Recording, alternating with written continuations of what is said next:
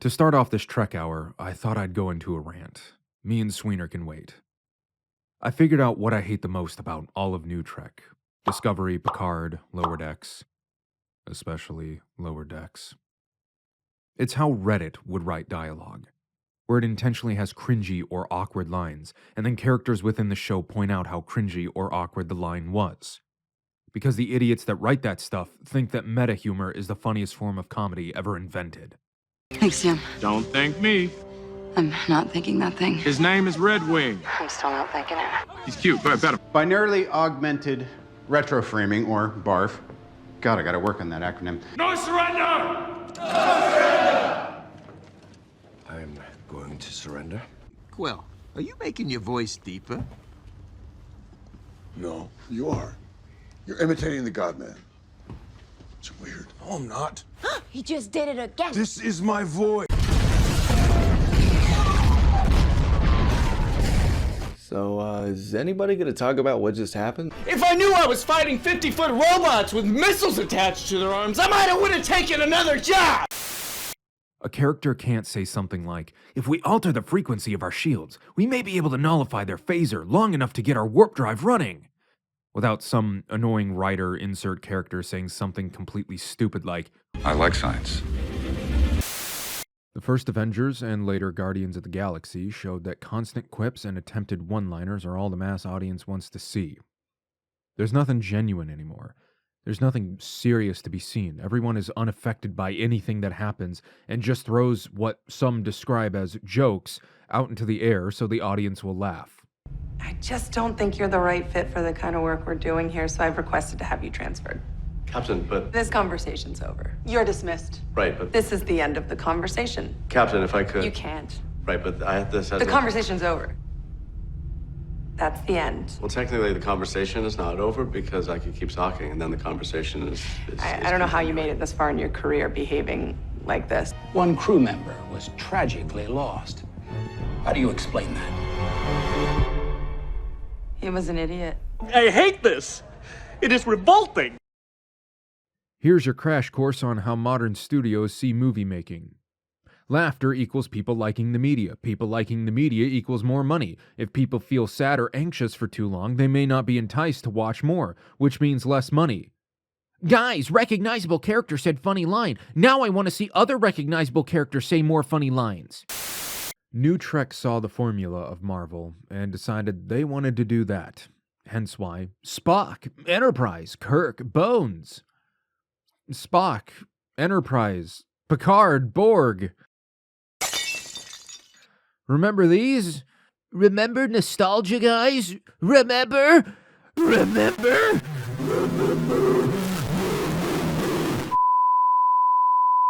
Like Red Letter Media said, the writers have a character say something that sounds like future science, then pat themselves on the back by having another character, or worse yet, the person who said it make a declaration of how smart they are. And have a supernova occur and suck in the power of a supernova, and then it's like the writers are patting themselves on the back. They're paying lip service to the concept of science? I miss when Geordi or O'Brien or even B'Elanna would talk about some kind of scientific concept, changing the polarity of the phaser array to do more damage, or modifying the transporter beam to allow for longer distance transportation, and they would move on to the next idea. They didn't stop the scene so some dipshit can tell us, the audience, that science is cool. This is the power of math, people! Come on! You are correct, MC. This is the power of math, people! New Trek feels like it's a PSA when they go into tech speak. Science is cool, kids. Don't do drugs. Except the ones we tell you to. Science is cool. When you're learning that mixing ammonia and New Trek might be the best bait and switch ever created. Visually, it's great. But that's the coat of paint to cover up all the rust. The writers 100% came up with ideas for action or story elements, but never bothered to make them matter outside of the scene they happened in. It would be like if in The Dark Knight, after Dent got his face burned off, then in the next scene he's healed and he has no anger towards what happened to Rachel. It'd be like if in Jurassic Park, when Malcolm says that life finds a way, then we never find out that the dinos are reproducing on their own. See, good writing, it remembers itself. It builds on its own structure. Bad writing, like in all of modern TV and movies, is a stream of consciousness that, after a scene is done, the media wants you to forget what happened 5 minutes ago and only pay attention to the sloppily crafted dopamine-releasing action scene that's happening right now. Do you know how many cool ideas I've thrown out or not gone with ultimately in a story because I realized it doesn't fit? The hardest lesson I've ever learned on my own as a writer: do what's best for the story, even if it means throwing out ideas you think are cool. However, it would take an absolute idiot to think that something like interdimensional mechanical space tentacle monster will destroy everything if you have too many synthetics is cool. Mass Effect already did that plot, and it's not something that works for Star Trek. Star Trek is about exploring philosophy, different concepts. It's about politics and military movements. Not Thanos Insidious. Stop trying to make every piece of sci-fi media Star Wars. I know that it's easier to write. I know that the story is more simple. But you know what? Sometimes I don't want cowboys in space. Sometimes I want politics in space. All right, I've hit record. So, me and Sweener are back for another Star Trek hour, if I can get an hour's worth of highlights out of this. OBS had dropped out on me 3 different times, and by that 3rd time, the mood was done. Me and Sweener just couldn't muster up the... Went soft. We went soft on Trek. We're going to start off with Voyager Season 2, Episode 15, I do believe it is, Threshold. It is a good episode up until the last 5 minutes. It's so interesting, and then it just completely invalidates the entirety of the episode. You gave me a hint of it before I even watched it, and I was like, oh, okay, it's going to be one of those episodes where it turns out the entire thing took place on the holodeck and nothing matters. I'm pretty sure it was even worse. I'm pretty sure I've mentioned it before in some of our previous like Halo videos. Yeah. I might have mentioned it somewhere in there, but that... I remember lizard sex coming up as a topic of conversation. I do know I said lizard sex at some point. Yeah, and I just assumed that was some sort of fetish thing. Unfortunately, you found out the truth. Unfortunately, the truth was far worse. Oh, I wish that were me being a lizard. This episode played on national television. What a great and powerful epised. Even as a kid, Roddenberry was fucking gooning. He was dead by then. He was gooning in the grave. Is he dead by the time this came out? He died into TNG. I think it was definitely after season 1 of TNG. He okay. His spirit remained. Yeah, somebody got possessed by lizard sex. This was a tribute episode for Gene Roddenberry. Hey, so I was going through some of his magazines. Weird shit, right? He had a National Geographic lizard expose mixed in with all of his Playboy. Don't know what that was all about. Even as a kid, this episode, 3/4 of the episode, I was like, oh, this is cool. This is interesting. This is some freaky shit. But it's Star Trek, so that's part of the course. And then lizard sex. Yeah. And then, it took a minute for me to catch on to what even happened because it's there's no real build up to it. No, and it's so disjointed. You can tell that ending was just, how do we end this? Janeway bangs Tom Paris as lizard, and then the doctor cures them somehow because of science. I will say this, Paris is one of my favorite characters in Star Trek. Yeah, good character, good actor. He feels very similar to Kira in DS9, where just very human feeling. Yeah, which is ironic for Kira, but yeah. Oh, those nose ridges, man. One of my points, the first point of the episode is that Warp 10 simulations take place in the holodeck. And as we've already tried to establish 3 different times during OBS's aneurysm why does the holodeck automatically go to just blowing up the shuttle. It's no use. I'm breaking up. I do like that if it encounters an unknown, it just blows everything up. It was designed by an American. Michael Bay American. But unlike in Picard or especially Discovery, you know, these characters don't pat themselves on the back of how intelligent they are when they come up with the offhand solution for it. They're not like, we like science, Neelix. Trust us, we like science. No, there's just, hey, what if we do this to the structural integrity of the shuttle? That might actually work. Let's go do it, you know. The nacelles aren't being torn from the ship. What if the ship is being torn from the nacelles? The hull of the shuttle is made of titanium alloy. At the speeds we're talking about, that alloy could depolarize. And create a velocity differential. The fuselage would be traveling at a faster rate of speed than the nacelles. That means we just have to set up a depolarization matrix around the fuselage. That's it? I have no idea what they just said. Even though the No idea what they just said. even though the technobabble is a little bit technobabbly, it's still better than all of the bullshit that's in Discovery. What if we reverse the polarity of the molecular structure of the platonic field of the friend zone? That just might make them automatically fall in love with me. The dark matter particles. We may be able to modify a transporter enhancer with dark matter. Had a base plate of prefamulated amulite surmounted by a malleable logarithmic casing in such a way that the two spurving bearings were in a direct line with a panometric fam. Are you still there? Swainer? Swainer, you can't do this to me. Oh, I'm such an idiot. I'm such an idiot. I turned down my Discord volume because a friend of mine is messaging me and it's showing up in the Oh, and you just muted me. And I just muted your ass. This is a solo project now.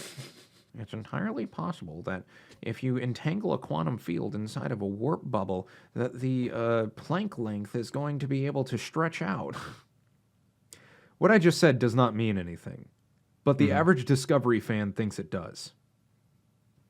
And then after their monologue about it, there's a pause in the music, and then one of them says something like, that's the power of math. That's the power of math. I like... Spock, of all people, is the one that says, I like science. Ugh. Imagine Leonard Nimoy's Spock pausing the scene. Jim, I enjoy science. No shit. We know. I didn't need you to tell me. And here is my character trait. I honestly think Alex Kurtzman thinks in highlight reels. Holy shit, I'm going to have to...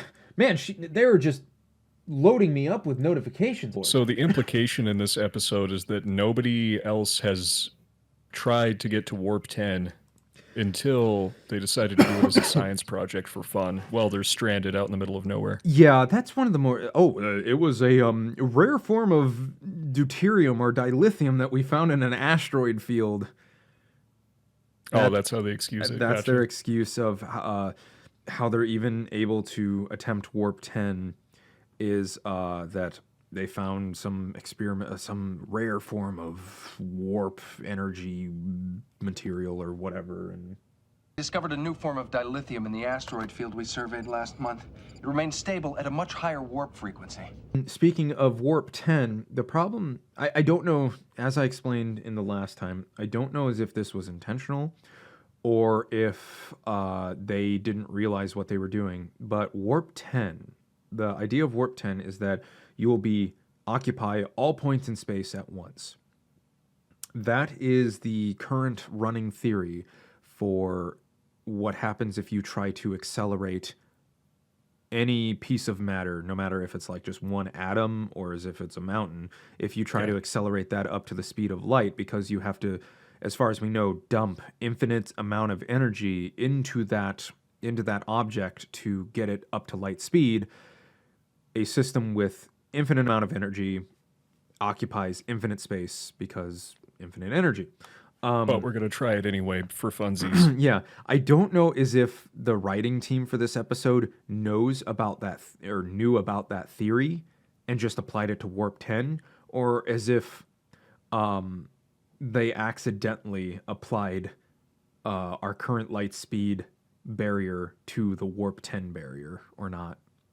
I want to say that they knew about it. I think one of the notes that I read off the wiki said that like they knew about that theory and just decided to make it for warp 10 instead. Because I think in Star Trek, the warp bubble puts you into subspace. I'm not sure. Yeah. So it should be separate from something like light speed. Which I would make the argument, can't you just jump down into jump into a different subspace to get past the warp 10 issue? Because if it's like that episode in TNG where they tried to go with the whole like warp speed is destroying space-time, at least in this one system, and so we got to stop using it. That the lack of warp 10 puts the same kind of handbrake on the progress of the Federation. I know there's so many other technology pieces they could work on, but capping your speed limit kind of kills a lot of stuff. Yeah. And as we need plot to happen. Yeah, we need plot to happen. Now, anyone who knows this episode, and Sweener now unfortunately knows what this episode is. Going into warp 10 supposedly accelerates your evolution to the point where it just puts you back in it de-evolves you. Yeah, it puts you back in the primordial soup. By the end of the episode, the Doctor using the radiation from the warp engine is able to cure Tom Paris and Janeway, get them back to 100% being normal humans again. It's so stupid. You say that out loud just makes me realize how incomprehensible this all is. They had to wrap up the episode somehow. It's like an episode of House, really. It's, man, this person's about to die. Like, they've got 10,000 different diseases. But what if we inject them with mouse bites? They're 100% better now. And they're just instantly cured. They have no more issues, and they go home with a smile on their face. I think that's part of what makes this episode so bad is there's absolutely no recovery period. Yeah. Like they don't show any in between. It's just they go from being a lizard at the end of the episode just straight back into being perfectly healthy. I want you to stay in the medical deck for a few days in order to make sure that you don't become lizards again.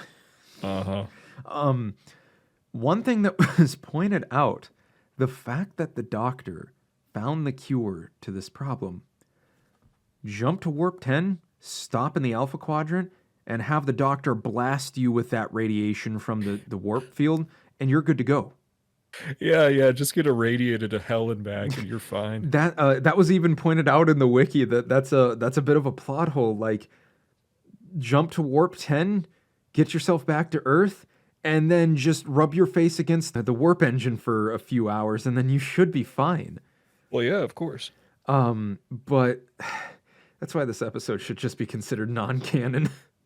Yeah, it almost feels like a bunch of other episodes that were just, we got footage for all this. We got footage of lizards on a planet. The animated lizards. We got to use it, man. That's another horrifying thing is they didn't just, we found them, they're lizards, we're going to fix them. They had babies. They got weird lizard babies out there somewhere. There is a planet in the Delta Quadrant that now has Janeway Paris lizards.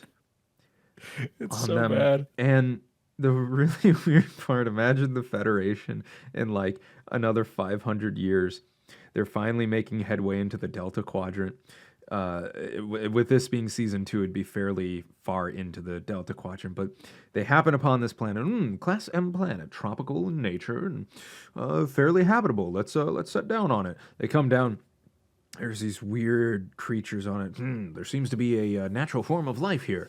Why did they have human DNA? They take a blood sample. What the f***? Why do they have Starfleet DNA? What? Janeway, Tom... Why is the computer recognizing this DNA as previous Starfleet personnel? when he first reaches warp 10 and then he disappears and everyone is freaking out. It's like, what did you expect? The holodeck, like the whole he's going to be everywhere at once. Like, what part of that is like a green flag for you. On top of that, the holodeck just has him exploding every time. Yeah, I would say disappearing is a step up from what was expected. He could have just been a piece of burning rubble in space about 300 light years away. What I kind of find funny is when Paris is like, "Oh, my dad told me I'd be special, and they all told me I would be special in school, and I just feel like I'm not living up to it." When I was a boy, my father used to tell me that I was special. That one day I'd do something significant. My teachers at school, all the kids, everyone used to say, Tom Paris is going to do something important when he grows up. Yeah, I thought it was funny that he was pulling out a sob story as an excuse to go to Warp 10. I've always dreamed of this. And the funniest thing is Janeway, she lists, she stops listing notable pilots after Zephyr Cochrane. If this works, you'll be joining an elite group of pilots. Orville Wright, Neil Armstrong, Zephyr Cochrane. And my first thought was, like, where's the first name of the person who went, like, a higher warp than one? And were there no other notable pilots after that? 0 to 100. That's it. Man, we really got lazy with our pilots after we went to warp. Yeah, it seemed kind of out of character for Janeway to let this even happen, especially considering their circumstance. Yeah, it'd be like, hey, we need this pilot because I wouldn't even say like, oh, it was only a 2% chance of like him having problems that the doctor listed. It'd be more the case of, okay, all simulations show you blowing up. We have no idea what's going to happen after you go into Warp 10, and we can't even guarantee that Warp 10 is going to work. You are our number one pilot, and we are in an unknown area of space, and we don't know how much trouble we're going to get into. Yeah, I never would have allowed it. But instead, her response to it is, "Oh, it's your dream. Go do it, spaceman." It's your dream, Mr. Paris. Go be Zephyr Cochrane. I mean, Tom Paris. And so I heard that Mulgrew on set was very like, she was the first one of a series to be a female captain. So I believe it kind of had that effect of like she's got to take charge and be the essentially kind of a boss bitch. Almost method acting kind of. Yeah. And knowing that, the ending of the episode kind of makes me think that she wanted to add in the line of, who knows, maybe I was the one that initiated it. What makes you think it was your idea? Sometimes it's the female of a species that initiates mating. Sweeter, she's into it. She was into it the whole time. Janeway confirmed for some of that freak shit. You're so happy about this. I know how to get into Janeway's pants. That was dressing up in a Godzilla costume and showing up at her door. The effects that they used on him were really good. Like, this is some of the most disgusting body horror I've ever seen in Star Trek. That's one of my points is the makeup, whoever did the makeup, really good at it. And like at one point his head is pulsating. Yeah, like when it's inflating and deflating, it's so gross. It's so disgusting and it's so good. And how like he's just, his body is falling apart. He did a really good job just with selling it. Yeah, selling the desperation and everything. Yeah. I do like when he's first starting to feel the symptoms and he's going a little bit crazy and he's like begging the woman for a kiss before he dies, and she's like, no. Kiss me. What? Not you, her. And then it's funny because in an alternate future, she ends up having a kid with him. Oh man, this guy gets around. I surely hope that Kate Mulgrew watches these and. Who is this young man? Get a hold of him. A couple pieces of trivia about this episode. This episode won an Emmy Award for Outstanding Makeup in a Series. That doesn't surprise me. This episode won an award for something. Yeah, it's got lizard sex, but the makeup, man. Another award it won at the 50th anniversary Star Trek convention in Las Vegas in 2016. Fans voted this the third worst episode of the Star Trek franchise. Do we know what the first worst is? We'll come back to him another time, I'm sure. Okay. I will say, one of my points is that while this episode is kind of dumb at the last half, it is far less painful to watch than most of first season Star Trek TNG.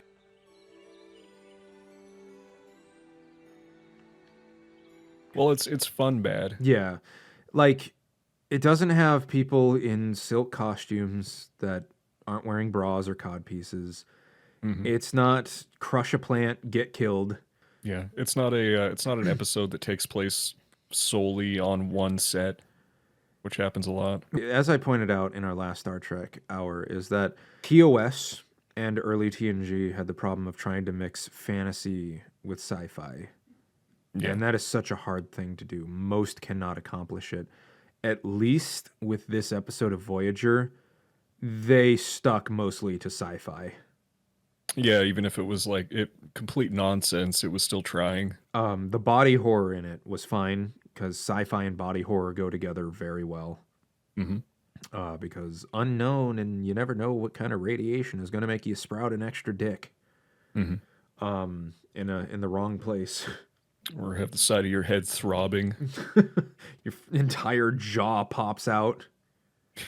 So gross. Oh yeah, that one scene where Oh no, he it just, wasn't like, his he jaw, it starts was his choking tongue. and he rips his own tongue out. Yeah, it and was I his- like, how did this get past? Primetime TV man rips tongue out. Oh, honey, what are you watching? Oh, Star Trek. It's just like, I good guarantee lord. you that there was a lot of boomers that were watching that and they were like, this isn't like Star Trek when I was a kid. My Star Trek is scantily clad slave women. Where are all the hot babes? Where's the green bitches? If only they knew the future. If only they knew Janeway was around the corner. Yeah, that's what they were all waiting for, not just me. Mm-hmm. Tom Paris sick looks like me when it's been 10 seconds since my last fantasy about Kate Mulgrew. Great. Kiss me. All roads lead back to her. A fully melting, mutated, bald skin peeling off. I just wanted to go reach through the screen and just rip that skin off. Of I him. know. They should have had a scene where he just starts like picking it off and eating it like They gold should've. member. That was one of the things I thought about.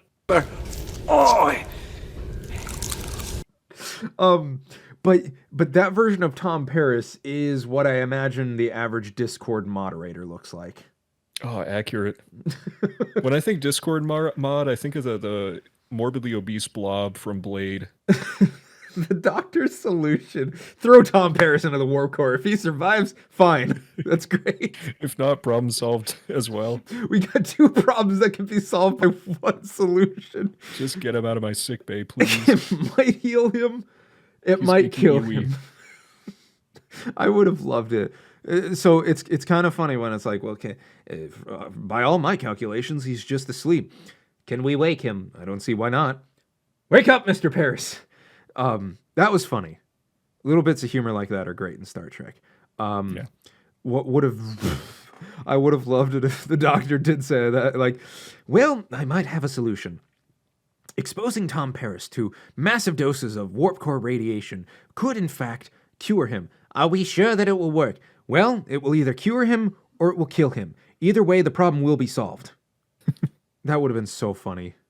That would have been a damn good Janeway line. And the doctor saying that. Oh, yeah. Because Robert Picardo could have pulled it off, too.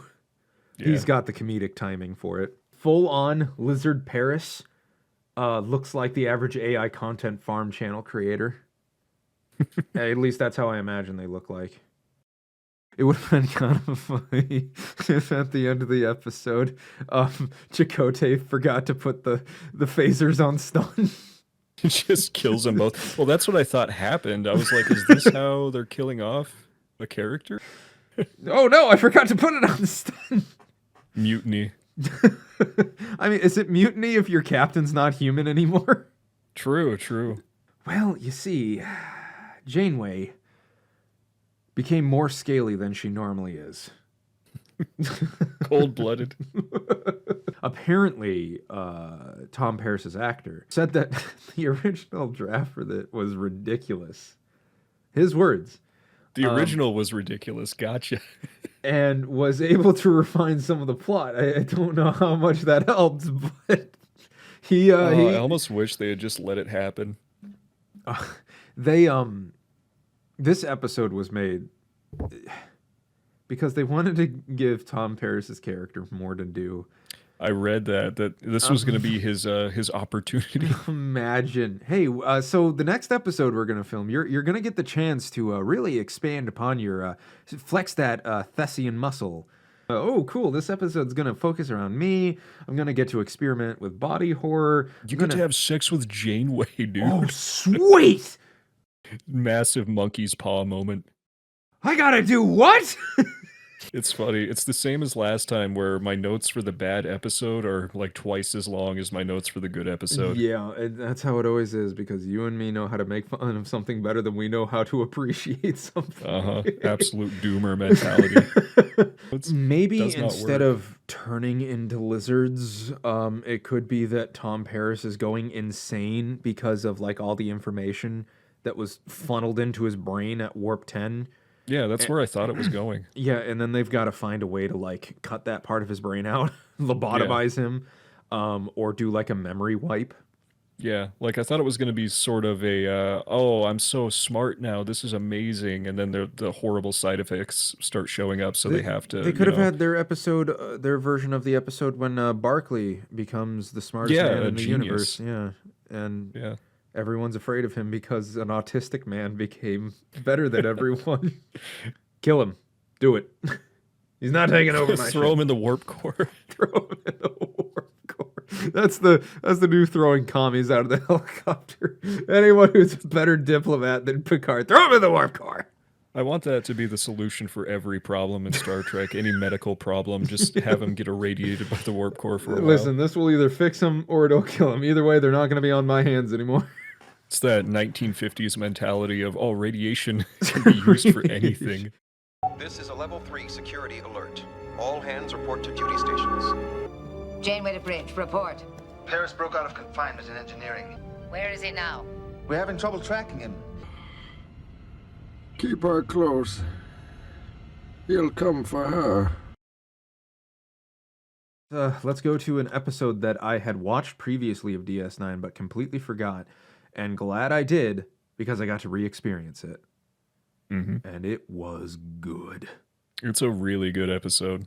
DS9, season 6? Season 6, episode 19, is that right? In the Pale Moonlight. Yep. Which is kind of a dumb name, but I'll let it pass because the episode's so good. Apparently the writer for this episode, the guy that named the episode, he thought it was a quote from like an old, like an old poem or something. And then the cast and crew were like, "Oh, it's a reference to Batman, right?" And it turns out that is what it's from. You ever dance with the devil by the pale moonlight? Yeah, it is. Which I always thought, oh, that's probably a quote from some older thing too, but no, they wrote it for that movie. It sounds good, but it actually doesn't mean anything. It means absolutely nothing. It's just it sounds cool. It's totally a Joker quote. It's definitely what Joker would say. Have you ever danced with a devil in the pale moonlight? Oh, he's literally me. A good alternate title for this instead of In the Pale Moonlight. And False Flag, CIA, the American government. Yeah, it really kind of delves into corruption and stuff. It's really, really fun. It hits on that, do the ends justify the means? I personally feel that they do. Yeah, partially because we don't really like what are they called, the Romulans? We don't really like them to begin with, so it feels more justified. What do I care if we trick them into getting into the war? Like, they're Exactly. already our enemy. Let's just do it. And in 100 years after this has all been done and everything, and they find out that it was a false flag, and that, hey, we strengthened the Alpha Quadrant because now we have good relations or whatever.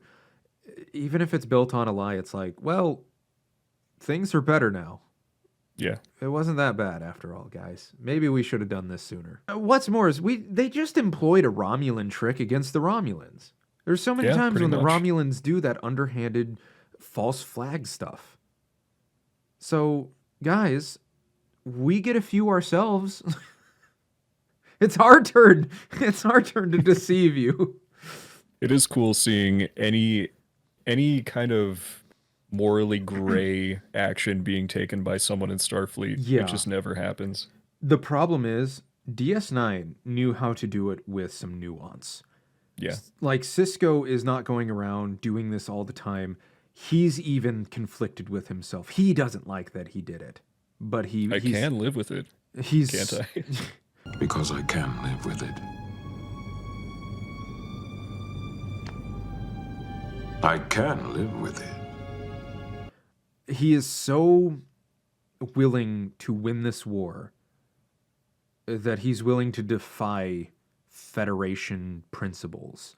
Yeah, But I mean, they he's- start the episode off looking at the casualty board, and every day they all just gather around it and see if someone they know dies. But he is not doing it lightly. But in New Trek, oh, I killed somebody. I did something dark. Okay, cool. Let's go do more dark things. They treat it as if it's just a Tuesday. Yeah, they treat it like a war movie instead of like an exploration type thing. Yeah, They turned Star Trek into an action series instead of a politics series. Well, they tried to Star Warsify it. They and tried you to make can't it a really Star do Wars. that. No. Star Wars is cowboys in space. Star Trek is politics in space with some action. Mhm. And that's how it should stay. Enterprise, even though that was a little bit more action, sci-fi oriented, they still had their good politics in it. Yeah, they still had that DNA. I will say though, I never truly cared for the serialization of DS9 or the Dominion War. It never really hooked me that much.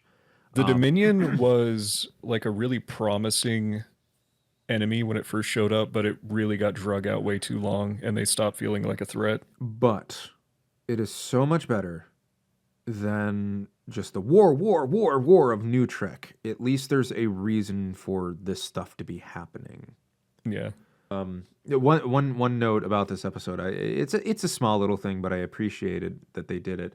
The sort of meta acting towards the beginning, when Sisko is first thinking of false flagging, and Dax pretends to be like a Romulan high command or something like that. Yeah, they have that devil's advocate back and forth. It's in their own best interest to join the war. That's the key. That's the reason the Romulans will finally take action. Not to do us any favors, but to protect themselves from the Dominion. Okay. Let's say I'm the Romulan Proconsul. From where I'm sitting, the Dominion isn't a threat to me. I have a non-aggression pact with them. They are my allies. You're not going to put your faith in some piece of paper, are you? Not at all. I've been watching them very closely since the beginning of the war, and so far, they've kept their part of the bargain. They're violating your territory almost every day. What kind of an ally is that? So they're crossing my backyard to give the Federation a bloody nose. I can't say that makes me feel very sad. You can't be naive enough to think that the Dominion is going to stop with the Federation. When they're finished with us, they're coming after you. That's speculation. The Founders see it as their sacred duty to bring order to the galaxy. Their order. Do you think they'll sit idly by while you keep your chaotic empire right next to their perfect order? No. If you watch us go under, then what you're really doing is signing your own death warrant. But before I plunge my people into a conflict that will kill millions of loyal Romulan citizens, I need something more concrete than the self-serving argument of a Starfleet officer. I need proof of Dominion duplicity. Not more words. Proof. Yeah, and the sexual tension between her and Sisko is never not uncomfortable. It's so Old bad.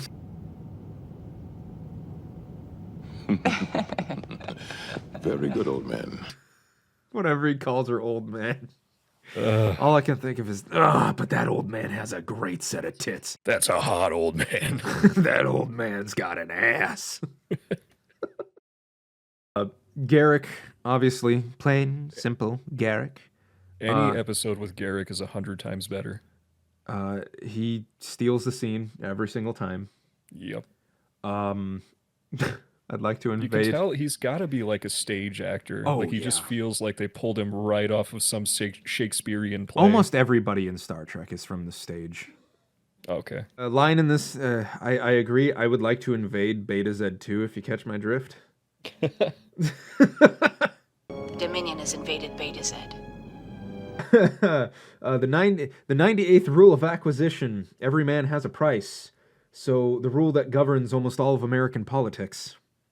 The scene where Garrick details the plan to Cisco in his tailor shop. Great scene. Oh, when he kind of reveals what his true intentions were. No, that's a good scene too. But no, when Cisco's initially thinking of doing this, and of course he goes to Garrick first. Yeah, and Garrick sort of kind of lures him into this spiral. It's such a good scene because he just lays out the entire plan, detail for detail. Since you're familiar with him, I'll skip the rest of his biography.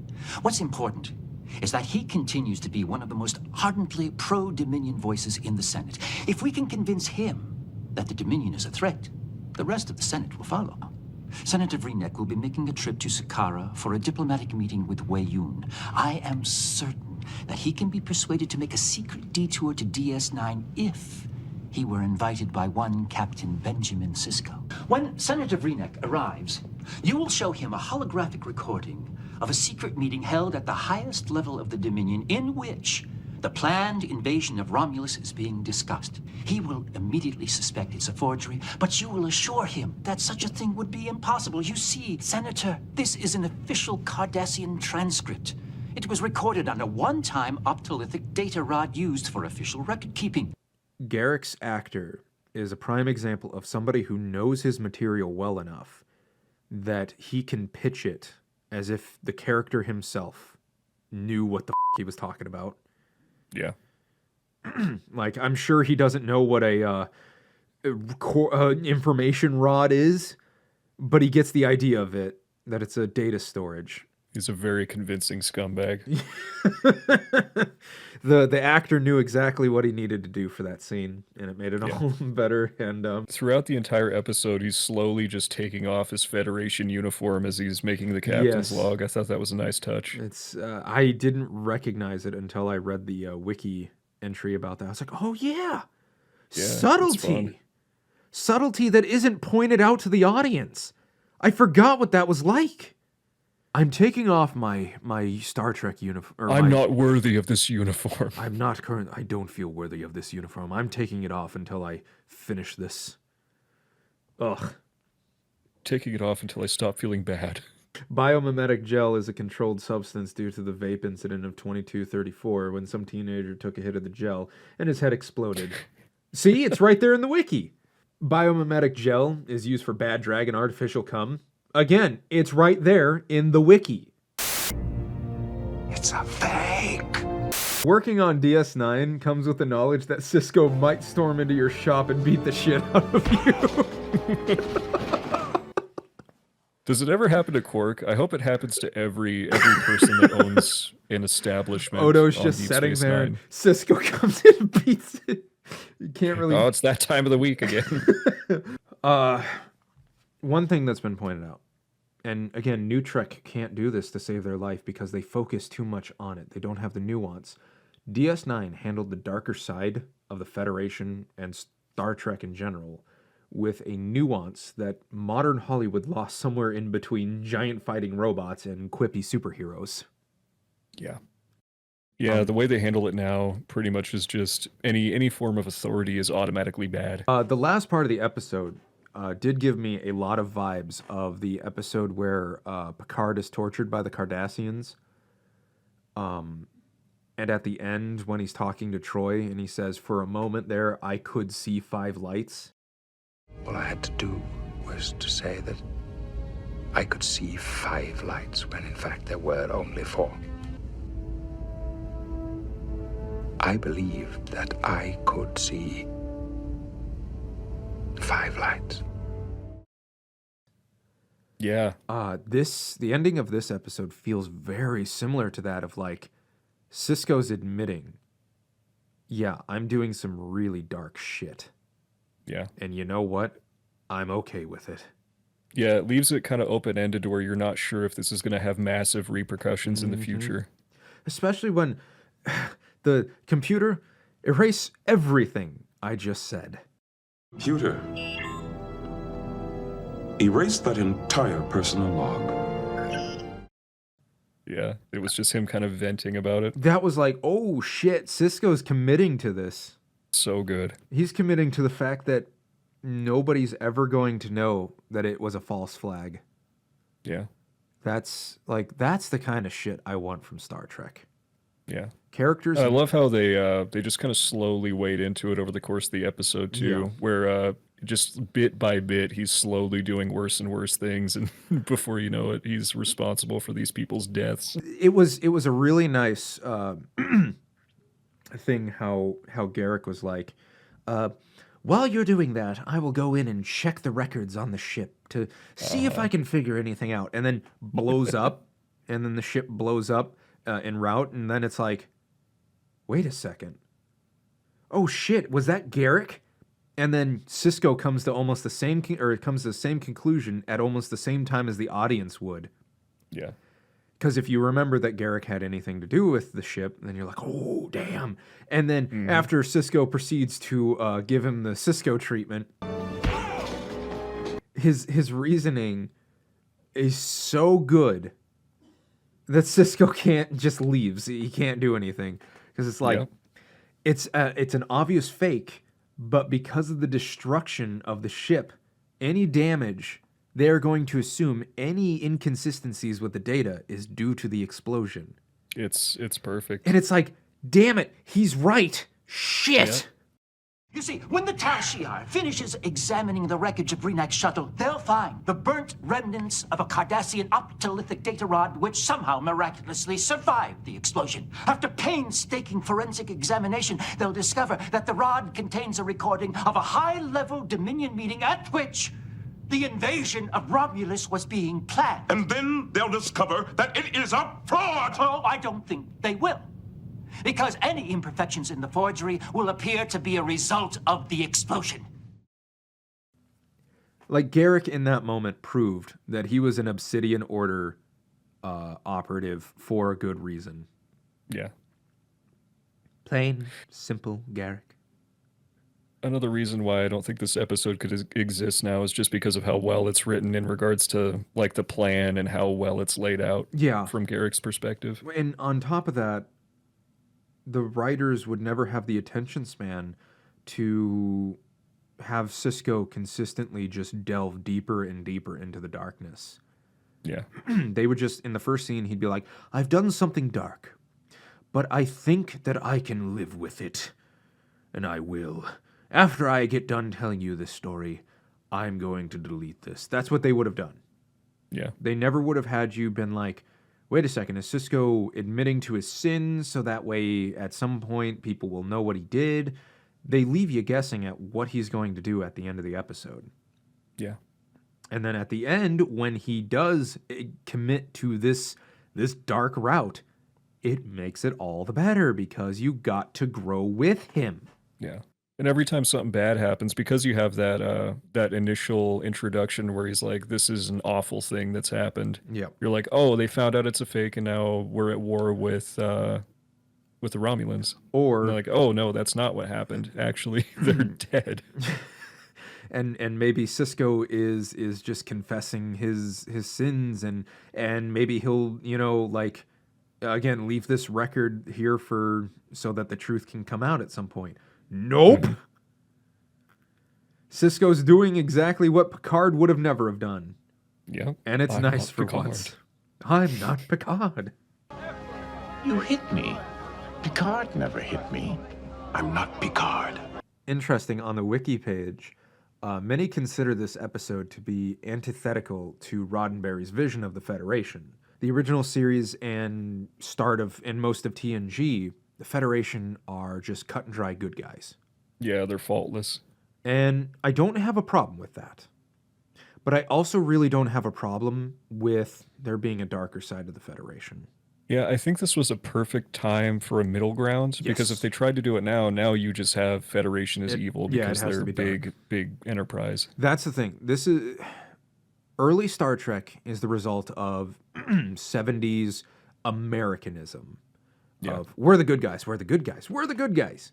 Anyone else is a bad guy unless they're allies with us. 80s Star Trek is also a result of this because this is when the American economy exploded in the 80s. So it was still American excellence. Was just, we could do no wrong. DS9 would have been happening kind of, I think, during the Gulf War. And so this is when it's like, well, why are we over there? Are we actually the good guys here? Why are we sending our troops to this place? Is it just for the oil? You know, so on and so forth. That's when the 90s is when it started to leak in that maybe America isn't always the good guys. Yeah. And I think Star Trek DS9 is a reflection of that. Mostly good. Yeah. The Federation is probably, I'd say, 85% good. But then you get those dark moments, those Section 31 moments. The CIA moments of the Federation. But what I can tell you is, as a writer, sometimes the original idea, so for instance, TOS, needs to be looked at by other eyes. Roddenberry started it, but his original idea of Star Trek wouldn't be able to exist outside of the 70s. Specifically TOS, what they were doing in TOS could not exist outside of the 70s. That's why it barely worked in the 80s. With the season 1 of TNG. Thankfully, later TNG, almost all of DS9, and some amount of Voyager became more nuanced and complex. Yeah. But you still had your clear-cut good guys, but they were you also had your shades of gray there too. Which now it just seems like everyone is a shade of gray. Because everybody has to be that questionable good guy.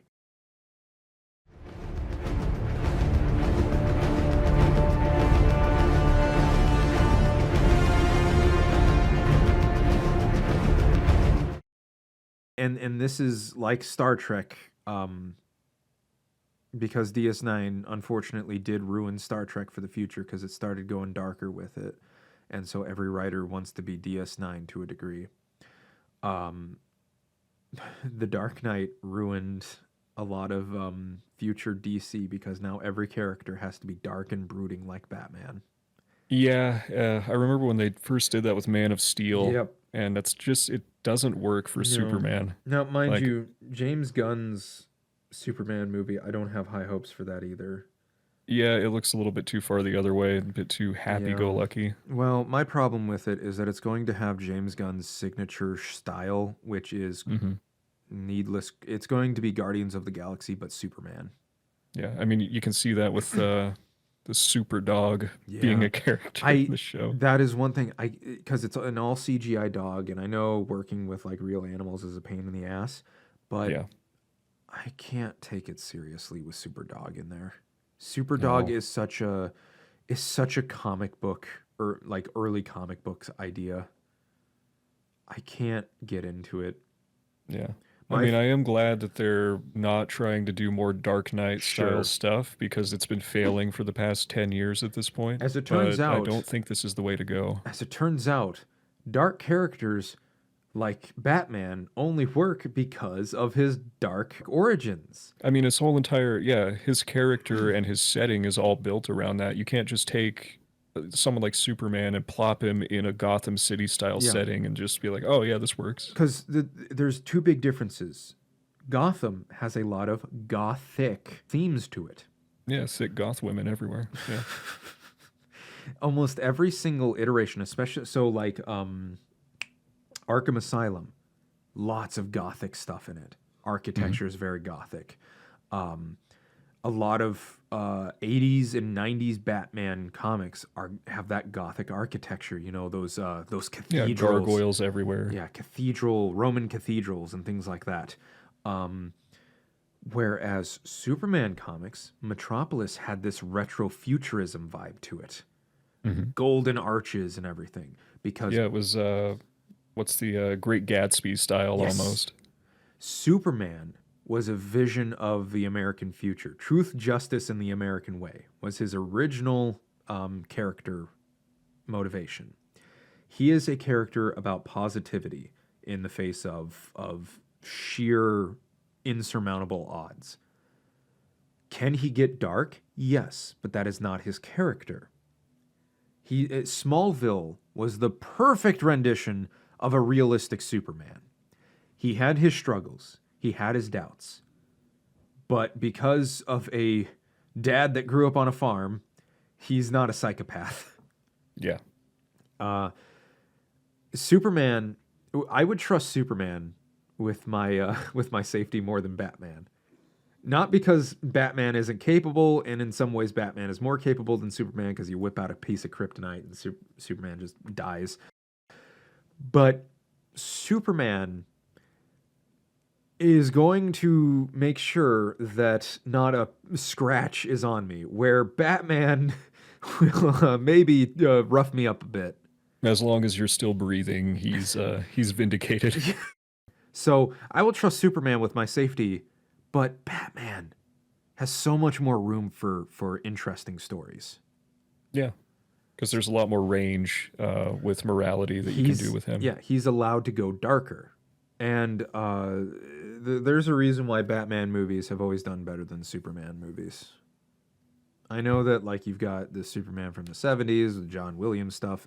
That's and fine. Again, that just fits. It's something that I think can't be done now in that way. I honestly think Superman is meant for camp.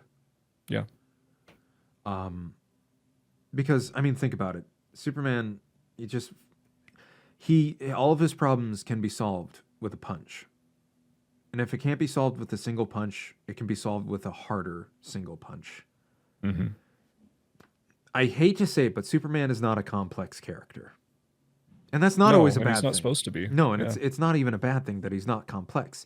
But in today's day and age, you have to tell a complex character.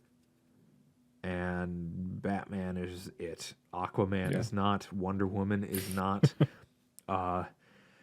Flash, you can do Flash. Because the CW did Flash pretty good. Mm-hmm.